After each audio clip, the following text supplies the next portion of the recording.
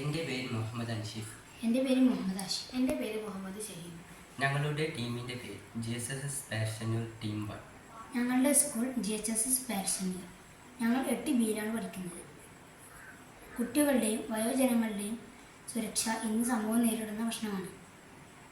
ഉദാഹരണത്തിന്, വീട്ടിൽ നിന്ന് കുട്ടി സ്കൂളിലേക്ക് പോകുമ്പോൾ ബസ്സിൽ കയറിയോ സ്കൂളിൽ എത്തിയോ എന്നിങ്ങനെ നിരവധി പ്രശ്നങ്ങളുണ്ട്.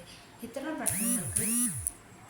പ്രശ്നങ്ങൾക്ക് ഒരു സൊല്യൂഷനായാണ് ഞങ്ങൾ സ്മാർട്ട് ID കാർഡ് അവതരിപ്പിക്കുന്നത്.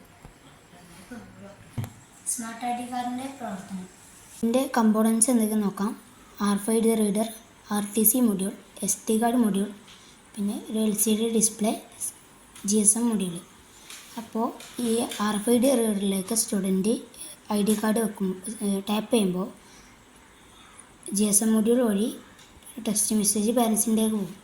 അപ്പോൾ ഏത് ടൈമിലാണ് ഈ ഒരു മെസ്സേജ് വന്നതെന്ന് അറിയാൻ വേണ്ടിയിട്ടാണ് റിയൽ ടൈം ക്ലോക്ക് ഉപയോഗിക്കുന്നത്. പിന്നെ ഇതിന് ബാക്കപ്പ് സ്റ്റോറേജിന് വേണ്ടിയിട്ടാണ് ഈ SD കാർഡ് മൊഡ്യൂൾ. പിന്നെ ഏത് കുട്ടി ഏത് ടൈമിലാണ് ബസ്സിൽ നമ്മുടെ ക്ലാസ്സിൽ കയറിയതെന്ന് അറിയാൻ വേണ്ടിയിട്ടാണ് നമ്മുടെ ഈ LDC ഡിസ്പ്ലേ ഉപയോഗിക്കുന്നത്. ഈ ബസ്സിൽ സ്കൂൾ ബസ്സിന് വേണ്ടിയിട്ടും സെയിം തന്നെയാണ് ഉപയോഗിക്കുന്നത്. ഒരു RFID റീഡർ, പിന്നെ SD കാർഡ് മൊഡ്യൂൾ, പിന്നെ ഒരു RTC മൊഡ്യൂൾ, പിന്നെ ഒരു GSM മൊഡ്യൂൾ. ഇതിൽ എക്സ്ട്രാ ആയിട്ട് വരുന്നത് NIO 6M GPS മൊഡ്യൂളാണ്.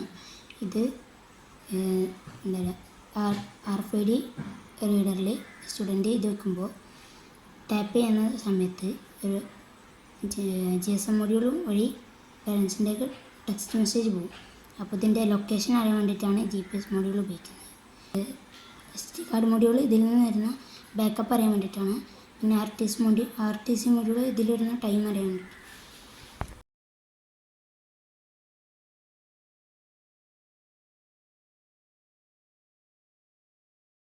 ഞങ്ങളുടെ വീഡിയോ കണ്ടതിൽ നന്ദി.